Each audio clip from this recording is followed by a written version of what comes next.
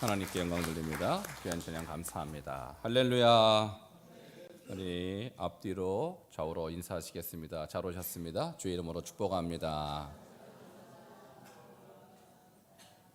네, 오늘 성령 강림 주일입니다. 오늘 주시는 말씀의 제목은 성령 받은 사람들입니다. 함께 따라 하시겠습니다. 성령 받은 사람들. 여러분 성령 받으셨습니까? 혹시 아직 못 받으셨으면 받으시길 축원합니다. 성령 받으면 어떻게 되나요? 뭔가 변화가 있겠죠? 여러분 술을 먹으면 얼굴이 먼저 빨개지죠. 그리고 혀가 꼬이고 행동이 이상해져요. 성령 처음 받은 사람들이 비슷했어요. 성령 처음 받은 분들이 혀가 꼬였습니다. 그래서 방언을 했죠. 근데 그 방언이 우리가 생각하는 그런 랄랄랄라 따따따따 이런 방언이 아니고 예루살렘에서 순례하를 위해서 오순절 지키기 위해서 온 유대인들이 각 지방에서 왔을 거 아닙니까? 근데 그 지방의 언어로 그 기도가 정확하게 들리는 거예요. 그러니까 난곳 방언이다 이렇게 설명하는데 자기가 태어난 곳의 언어로 그들의 이야기가 들려졌다. 그러니까 그건 기적이죠. 한 번도 배워보지 않은 언어로 그들이 정확하게 기도를 한 것입니다. 성령 받으면 역사가 바뀝니다. 성령 받은 사람의 삶이 바뀌는 것입니다. 우리가 좋은 약을 먹어도 그 약 효과 때문에 뭔가 변화가 있잖아요. 그리고 몸에 안 좋은 술 같은 거, 담배 같은 거, 뭐 마약 이런 거 말할 것도 없죠. 그거 먹으면 먹은 티가 나죠. 변화가 일어나는 거예요. 여러분 차도 그래요. 차도 경유차에 휘발유를 잘못 넣어버리면 차가 씁니다. 안 가요.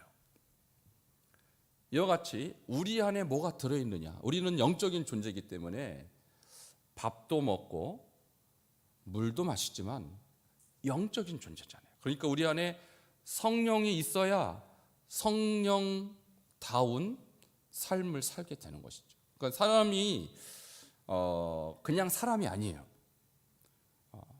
두 종류의 사람이 있는 거예요. 성령이 계신 사람이 있고 성령이 없는 사람이 있어요. 여러분 성령 꼭 받아야 하는 것입니다. 성령이 뭐 있으면 좋고 없어도 할 수 없고가 아니에요. 성령이 없으면 그 안에 다른 영이 있는 거예요. 그 영이 뭐겠어요? 악령인 것이죠. 우리는 성령 안 받고는 절대로 살 수 없는 그런 영적인 존재예요. 그럼 누가 성령을 받을 수 있는가? 그러면 또 성령은 뭔가? 성령은 예수의 영, 하나님의 영이라고 로마서 8장에 기록되어 있거든요. 그러니까 예수님과 똑같은 역사를 일으키시는 분, 그리고 하나님과 똑같은 역사를 일으키는 그 영, 그분이 성령님이세요. 그럼 어떻게 하면 이분이 나에게 들어올 수 있는가? 그러니까 하나님은 너무 전지에서 우리한 멀리 떨어져 있는 분으로 인식했어요. 구약 시대. 근데 그분과 똑같은 능력을 가진 자가 인간으로 오셨어요. 그분이 예수 그리스도예요. 근데 그분은 승천하셨죠. 지금 이 땅에 안 계시잖아요. 근데 구약의 하나님과 이 땅에 오셨던 예수 그리스도와 똑같은 능력, 똑같은 힘, 똑같은 사역을 일으키는 분이 성령님이십니다. 그래서 그분은 지금도 역사하십니다. 자, 그분이 우리 안에 들어오면 예수님이 내 안에 계신 것과 똑같은 거예요. 그분이 내 안에 계시면 천지 만물을 창조하신 하나님이 내 안에 계신 것과 똑같은 거예요. 위대한 일이죠. 위대한 일이에요. 그런데 놀랍게도 그 일이 실제로 일어난 것입니다. 초대교회에 그 일이 일어났고, 그 일이 일어난 다음에 사도 베드로가 한 설교 속에서 우리는 누가 이 위대한 성령의 사람이 될 수 있는가에 대해서 배울 수가 있는 것입니다. 다시 오늘 본문으로 돌아갑니다. 베드로의 한 설교 속에서 성령을 받는 방법이 나와 있는 것입니다. 다시 38절 읽겠습니다. 시작. 베드로가 이르되 너희가 회개하여 각각 예수 그리스도의 이름으로 세례를 받고 죄의 사함을 받으라. 그리하면 성령의 선물을 받으리니. 아멘. 베드로의 설교는 이것입니다. 우리가 지금 이렇게 방언을 하고 뭔가 제정신이 아닌 것처럼 보이는 이유는 술을 취해서가 아니라고 그러는 거예요. 근데 사람들은 술이 취했구나라고 생각했는데 베드로는 아니다. 우리가 술 취한 것이 아니라 구약 요엘서에 나온 이 하나님의 성령 강림의 예언이 오늘 실제로 나타난 것이며, 그리고 그 성령은 바로 예수의 영이고 너희가 십자가에 못 박혀 죽인 바로 그분이 보내신 영이라고 설교를 한 것입니다. 이 설교를 들은 유대인들이 어떤 마음이 들었겠어요? 우리가 십자가에 못 박힌 죽인 그 예수가 바로 이 자리에 다시 와 있다니 얼마나 무섭고 두려운 얘기가 아니겠습니까? 그때 유대인들이 말합니다. 형제들아, 우리가 어찌할꼬? 그들은 자기가 못 박혀 죽인 예수가 다시 영으로 강림했다는 소식을 듣고 두려워 떨 수밖에 없었죠. 이때 베드로가 어떻게 해야 되는지 가르쳐 줍니다. 그것은 바로 회개하라는 것입니다. 여러분, 회개하면 성령이 우리 안에 들어오는 것입니다.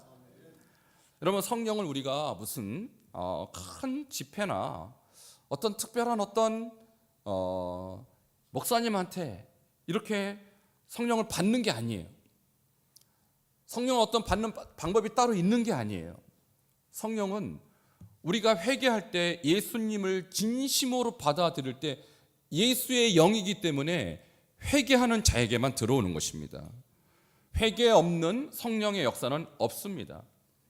근데 여기서 회개라는 단어가 중요합니다. 이런 뜻이에요. 메타노에라는 이 단어는 회심하다, 마음을 바꾸다. 그러니까 예수님의 표현에 의하면 거듭난다, 이런 뜻입니다. 니고데모가 예수님 찾아왔죠. 어떻게 해야 영생을 얻는지 알고 싶었던 거예요. 근데 예수님이 그럽니다. 사람이 거듭나지 않냐면 하나님 나라를 볼 수 없느니라, 이렇게 얘기해요. 그럼 거듭난다는 게 무슨 말인지 모르니까 니고데모의 이 질문을 알고 예수님이 또 한 번 말합니다. 사람이 물과 성령으로 나지 않냐면 하나님 나라에 들어갈 수 없다 그랬어요. 여러분, 거듭난다라는 것은요, 위로부터 나는 거예요. 육적 생명에서 영적 생명으로 새롭게 태어나는 거예요. 거듭나면 사람이 바뀝니다. 거듭나기 전에는요, 우리는 육적인 존재였어요. 죄인지 죄가 아닌지 구분을 못했어요. 근데 위로부터 나면 완전히 바뀌는 거예요. 왜냐하면 영적인 안목과 영적인 센스가 작동하기 때문입니다. 그래서 마음을 바꾸는 것이고 삶을 바꾸는 것이고 가던 길에서 돌아와서 하나님이 원하시는 삶으로 완전히 돌이키는 것, 이것이 회개예요. 그때 성령이 임하는 것입니다. 이제 성령은 거룩한 영이란 뜻이기 때문에 회개하지 않은 자에게는 들어오실 수가 없는 거예요. 혹시 여러분 인생 속에서 이런 완전한 회심, 마음을 바꾸고 완전히 거듭나는 체험이 없었다면 아직 성령이 들어오실 수가 없는 것이죠. 여러분, 성령 받으시길 원한다면 회개하시기를 축원합니다. 회개 없는 성령의 체험은 불가능합니다. 그럼 이렇게 회개를 통해서 성령을 받은 사람들에게 어떤 현상이 나타날까요? 오늘 4가지를 말씀드리는데, 첫 번째, 거룩한 삶을 살게 됩니다. 요한일서 3장 9절 말씀 함께 읽겠습니다. 시작. 하나님께로부터 난 자마다 죄를 짓지 아니하나니 이는 하나님의 씨가 그의 속에 거하며 그도 범죄하지 못하는 것은 하나님께로부터 났음이라. 아멘. 여러분, 이 사도 요한의 표현에 의하면 성령 받은 자는요, 하나님께로부터 난 자라는 것과 같은 표현이에요. 그러니까 성령 받은 사람은 하나님께로부터 난 자인데, 이 사람은 어떻게 사냐면요, 죄를 짓지 않아요. 자, 그 이유가 뒤에 나와 있죠. 하나님의 씨가 그의 속에 거하기 때문이에요. 그럼 하나님의 씨가 뭘까요? 학자들은 2가지 정도로 요약하는데요, 성령이다 라고 설명하는 학자도 있고 하나님의 말씀이다 라고 설명하는 학자도 있습니다. 근데 사실 같은 것이죠. 하나님의 말씀은 성령의 말씀이기 때문에. 그래서 우리 안에 성령이 들어오면 그 성령의 작동 원리 때문에 죄를 못 짓는다라는 거예요. 그럼 여러분 이런 질문이 있을 수 있어요. 아니 목사님 죄 안 지으세요? 제가 죄를 안 짓는다고 말할 수 없죠. 저도 짓습니다. 근데 여기서 말하는 죄를 짓는단 말은 이런 것입니다. 반복적인 죄, 알고도 고의적으로 짓는 죄를 말하는 거예요. 소위 말하는 여러분이 알고 짓는 고범죄, 성경이 이렇게 말하는데, 여러분 사람이요 모르고 짓는 죄는 주님도 이해하셔요. 그러니까 우리가 아직도 어리기 때문에 이게 죄인지 아닌지 영적으로 구별 못할 때가 있어요. 근데 우리가 예수님 믿고 성령이 우리 안에 들어오면 성령께서 가르쳐 주시는 거예요. 아들아 딸아 이건 죄란다, 그거 건들면 안 돼라고 가르쳐 주신다는 거예요. 근데 가르쳐 주심에도 불구하고 내가 죄를 범할 수 없다라는 거예요. 여러분 저도 제가 개인적으로 22살 때 성령 체험했어요. 그 전에 저는 어떤 사람이었냐, 교회 한 번도 안 빠졌어요. 누가 보면 아주 성실한 그리스도인이었어요. 근데 제가 가짜라는 걸 제가 어떻게 알았냐, 밖에 나가면 제가 바뀌어요. 사람이 돌변해요. 교회선 찬양 인도도 하고요, 교사도 하고 찬양대도 하고 할 거 다 하죠. 누가 봐도 성실한 그리스도인이었어요. 흠잡을 데가 없었어요. 근데 제가 학교를 가고 교회 밖을 벗어나면 제가요 딴 사람이 되더라고요. 내 안에 다른 영이 들어있구나. 나중에 성령 체험하고 제가 알았던 거예요. 여러분 그때 저의 삶에 일어난 급격한 변화는 뭐냐, 과거에 지었던 죄가 더럽게 느껴져요. 여러분 혹시 여러분 운동하고 아니면 일 밖에서 막 하고 집에 들어오면요, 이 땀에 젖은 옷 그리고 먼지에 찌든 이 옷을 여러분이 다 벗죠. 그리고 샤워를 딱 하고 나서 그 옷을 다시 입습니까 안 입습니까? 왜 안 입습니까? 더러워서. 아우 냄새나. 근데 내가 운동할 때는 그 냄새가 안 느껴져요. 내가 막 정신없이 일할 때는 그 땀 냄새, 그 먼지 잘 못 느껴요. 근데 내가 샤워를 딱 하고 벗은 옷을 보면요 더러워요. 그게 똑같습니다. 우리가 성령을 체험하고 죄를 씻고 회개하면요, 내가 과거에 행했던 행동, 내가 과거에 선택했던 모든 것들을 다 돌이켜 보게 돼요. 그때 그것들이 죄였구나, 그때 알게 되는 거예요. 근데 그것을 다시 내가 건든다, 그 옷을 내가 다시 입는다, 죄송하지만 성령 못 받아서 그래요. 우리 안에는 하나님의 씨가 있습니다. 하나님의 성령인 것입니다. 성령이 계신 자는 그 더러운 것을 다시 취하지 않습니다. 여러분 안에 혹시 아직도 죄에 대한, 그리고 과거에 지었던 죄를 내가 다시 선택하고 있다면 여러분 성령 받으셔야 합니다. 성령이 아니고서는 그 죄를 끊을 수가 없는 것이죠. 그래서 제가 만난 많은 분들이 예수 믿고 성령 체험하면 급격한 변화를 일으켜요. 술을 좋아했던 분은 그 술주자 주님이 아닌 바로 우리 예수 그리스도 주님으로 인생이 바뀌고, 담배 쩔었던 사람은 담배 못 끊습니다. 여러분 담배라는 게 쉽게 끊어지는 게 아니에요. 근데 성령 받으면 끊어집니다. 죄도 끊어집니다. 여러분이 즐겼던 그 모든 쾌락도 끊어집니다. 내가 끊으려고 해서 끊는 게 아니에요. 그런 것들은 노력해도 안 끊어져요. 그러나 내 안에 있는 성령, 하나님의 씨가 끊게 하시는 것입니다. 반드시 성령 받아야 되는 것이죠. 두 번째, 사도행전 1장 8절에 이렇게 성령 받은 자는 증인이 된다라고 말씀하고 있어요. 함께 8절 읽도록 하겠습니다. 시작. 오직 성령이 너희에게 임하시면 너희가 권능을 받고 예루살렘과 온 유대와 사마리아와 땅 끝까지 이르러 내 증인이 되리라 하시니라. 아멘. 예수님이 말씀하신 마지막 유언과 같은 그 말씀이 사도행전 1장 8절이에요. 이 말씀하시고 승천하셨어요. 뭐라고 말씀하셨냐면 너희가 성령을 받으면 내 증인 될 거야. 근데 성령이 임하시기 전에는 그들은요 겁쟁이였어요. 예수님 모른다고 그랬어요. 근데 성령 받고 나서 그들은 정말 물불 안 가리고 예수님 증언했어요. 근데 여기서 증인이란 단어가 마르티스라고 하는데요, 원래 법정적으로 목격자를 말하는 것입니다. 내가 무슨 사건을 봤습니다, 목격했습니다 라고 증언하는 사람인데, 예수님 죽고 부활하시고 승천한 것을 본 예수님의 증인들은요, 법정에서 그 말을 하면 대부분요 사형을 언도받았습니다. 자, 왜 그런가 하면 가이사, 로마의 황제 가이사보다 더 위대한 사람이 있다라고 말하면요 황제 모독죄예요. 근데 가이사가 죽고 부활한 적이 없거든요. 근데 예수가 죽고 부활하고 심지어 승천까지 하고 다시 온다, 이 말을 듣는 로마의 재판관들은 사형을 언도받을 수밖에 없어요.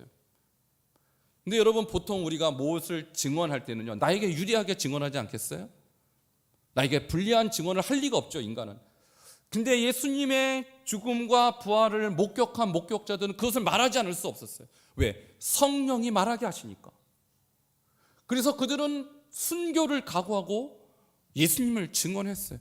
그래서 나중에 마르티스는 목격자에서 순교자로 그 뜻이 바뀝니다. 여러분, 예수님이 여러분 안에 계시면, 성령님이 여러분 안에 계시면 여러분 복음 전하는 삶을 살게 될 것입니다. 저에게 일어난 변화도 그랬어요. 저는 성령 체험하고 나서 제가 살던 곳이 용산이었는데, 용산에서 저는 늘 토요일마다 서울역을 갔습니다. 왜? 서울역에 사람이 제일 많더라고요. 그래서 서울역에 제가 대합실에 딱 앉아있으면 제 옆에 누가 앉죠? 그 사람 전도하는 거예요. 교회 다십니까? 예수님 믿으십니까? 그렇게 전도하는 거예요.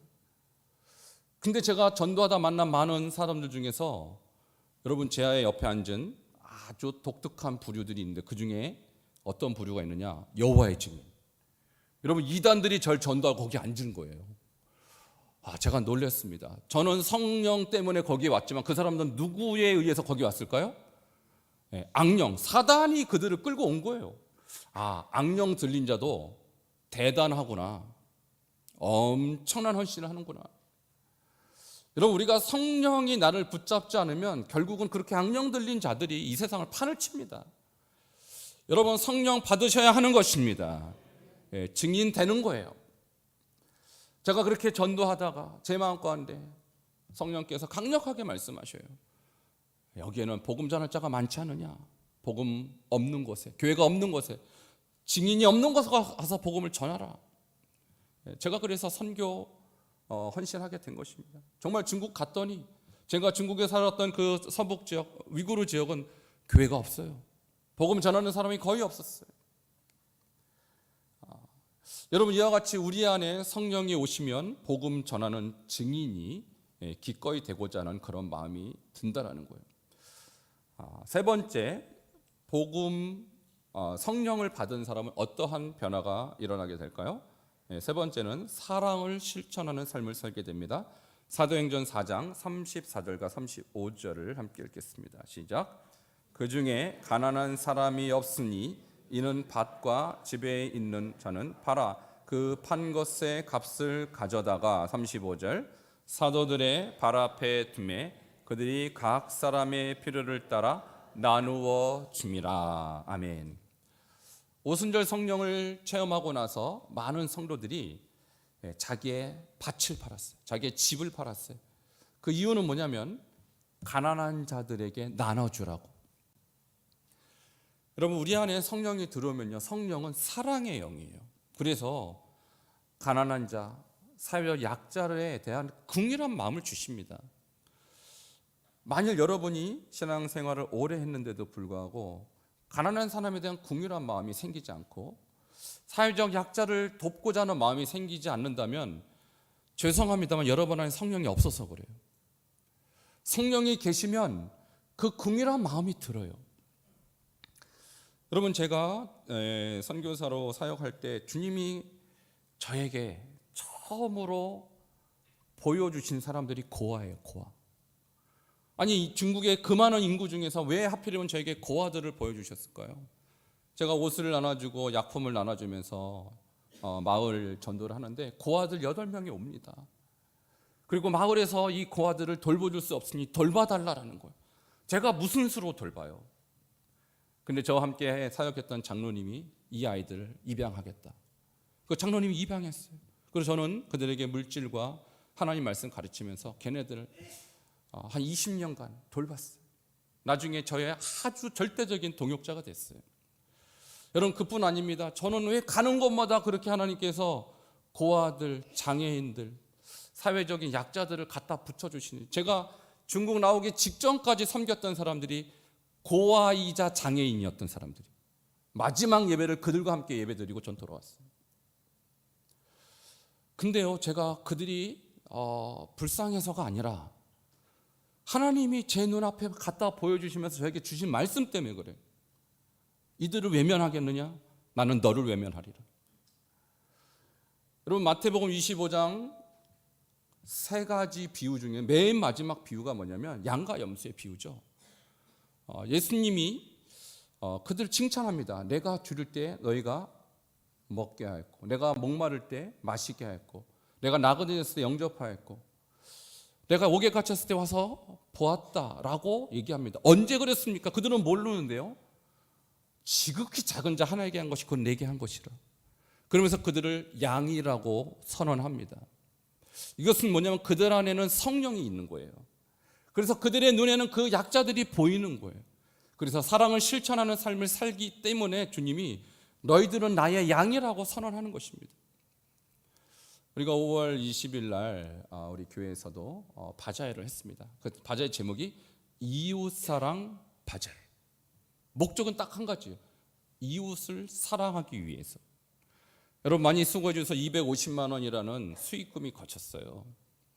그래서 제가 고색중학교 가서 교장 선생님께 100만 원을 기택하면서, 선생님, 고색중학교에 가장 가난한 학생들 찾아주세요. 그랬더니 교장 선생님이 하시는 말씀이, 지금도 학교에서 먹는 점심이 유일한 한 끼 식사인 아이들이 있습니다. 그러는 거예요. 걔네들이 방학 되면 굶는 거예요, 여러분. 그런 아이들이 고색중학교에 있다라는 거예요. 그래서 그 아이들 찾아서 걔네 밥을 먹이겠습니다.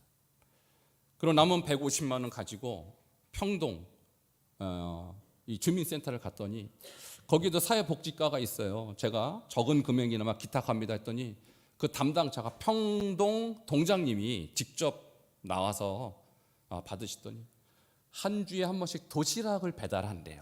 이 평동, 고색동, 오목천동에 48가구의 가정에게 도시락을 나르는데 고기 반찬을 해줄 수가 없대요. 근데 저희가 기탁한 150만 원을 붙들더니 고기 반찬 해줄 수 있다고. 너무 감사하다고. 여러분, 우리 교회는 매주 고기 반찬 먹잖아요. 근데요, 고기 반찬 한번 못 해주고 있다라는 거예요. 앞으로 고기 반찬 해주겠다. 여러분, 우리가 적은 금액이지만 여러분의 헌신과 수고를 통해서 이렇게 정말 사회적으로 약자들이 우리 주변에 얼마나 많은지, 그 사람들에 대한 마음이 없다. 죄송합니다만 성령이 없어서 그래요. 여러분, 우리 교회는 앞으로 더 많은 영혼들을 섬기기를 축원합니다. 더 많은 사회적 약자를 위해서 여러분 시간과 에너지를 들이시기 바랍니다. 성령의 사람은 그렇게 사는 거예요.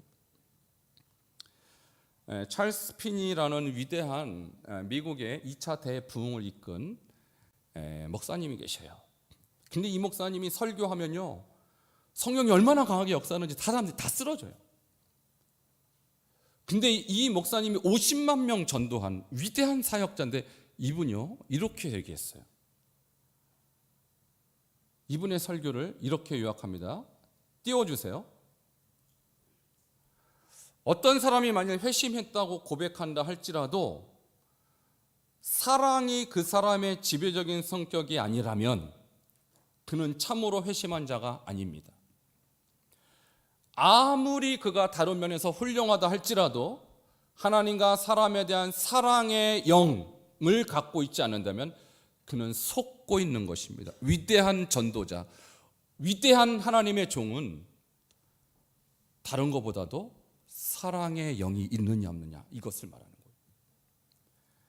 여러분, 정말 회심했다면, 정말 거듭났다면 여러분 안에 사랑의 영이 꿈틀거릴 것입니다. 돕지 않으면, 섬기지 않으면 마음이 불편한 거예요. 이것이 위대한 부흥사였던 찰스 피니가 성령에 관해 우리에게 주는 교훈인 것이죠. 근데 제가 찰스 피니를 연구하면서 또 다른 찰스 피니를 발견했어요. 그 사람은요, 기부왕 찰스 피니예요. 자, 사진 올려드릴게요. 자, DFS라는 것은요, 듀티 프리 셔퍼라는 우리가 흔히 말하는 면세점의 창시자인데, 이 사람이 평생 모은 재산이요 9조 4천억 원이에요. 근데 이 돈을 다 기부했습니다. 자, 9조 4천억 원이 얼마인지 감이 안 잡히니까 여러분 놀라지도 않으시네요. 9만 4천 원이 아니라 9조 4천억 원. 근데 이분이 이렇게 유명한 말을 했어요. 한 번에 두 켤레 신발을 신을 수는 없지 않는가? 남는 돈은 나눠야 마땅하다. 그리고 이분이 또 이렇게 얘기했습니다. 사는 동안 나누는 것보다 더 개인적인 보상을 가져다주며 적절하게 부를 사용하는 방법이 없다. 그러니까 죽고 나서 자기 재산 후손들이 갖는 것보다 자기가 살아있는 동안 나누어 주는 게 최고로 행복한 것이다. 그래서 이분이 주장은 뭐냐면 나는 행복한 거지가 되겠습니다. 이렇게 주장했던 분. 그리고 실제로 이분이 사는 집은요, 소위 말하는 영세민들이 사는 임대 아파트에 살고 자기 명의로 된 차가 없습니다. 자기는 신발 할 켠이면 된다라는 거예요. 근데 이분의 신앙이 제가 궁금해서요, 찾아보니까 아일랜드 출신의 아주 신실한 그리스도인 가정에서 태어난 아주 신실한 그리스도인.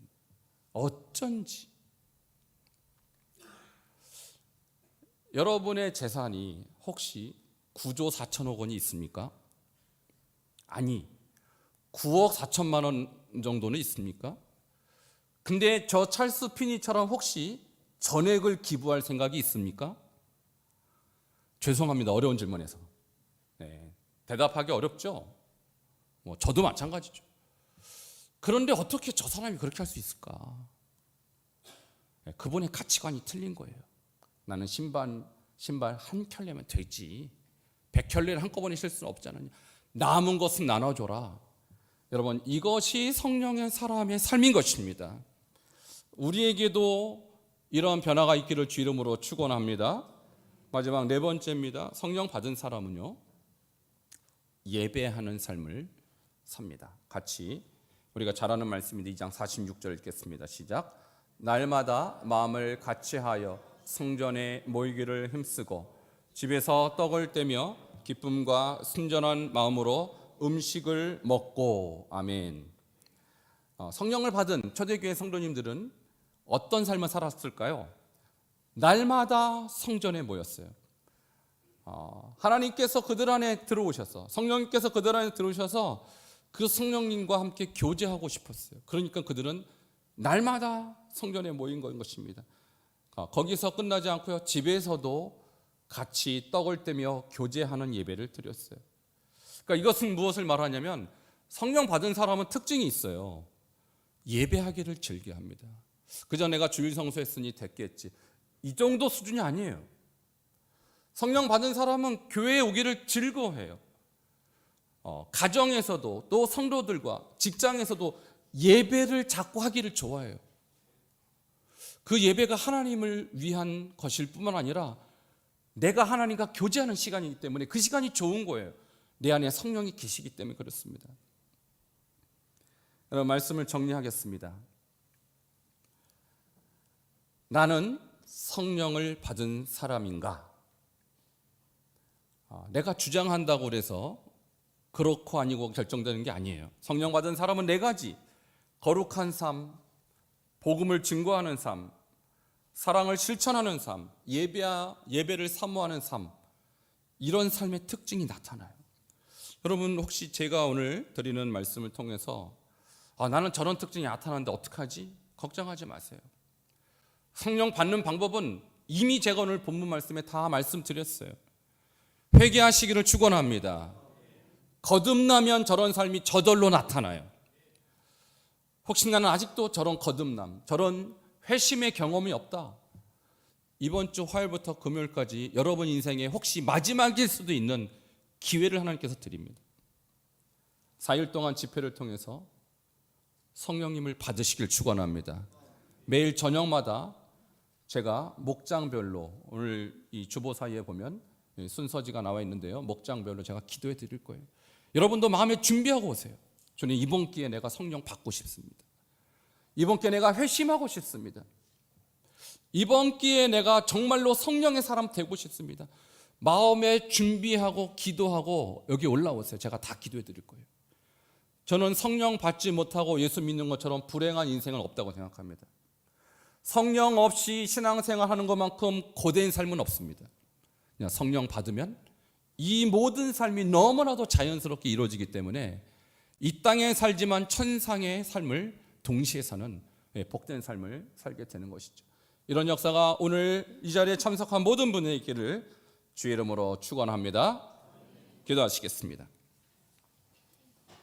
우리 함께 기도할 때, 주님, 내 안에 성령이 없으면 내가 거룩한 삶을 살 수도 없고 복음도 전할 수 없으며 사랑을 실천할 수도 없고 예배를 사모하지도 않는다. 이것이 오늘 말씀의 핵심 내용인데, 아무리 생각해도 내 안에 성령이 없는 것 같은 분들 계시다면 오늘 이 시간 주님을 부르십시오. 주님을 찾으십시오. 주님, 나에게 성령을 주시고 전에 내가 회개하니 용서하시고 거룩의 영이신 성령이 내 안에 회개라는 통로를 통해서 들어오시기를 위해서 우리 함께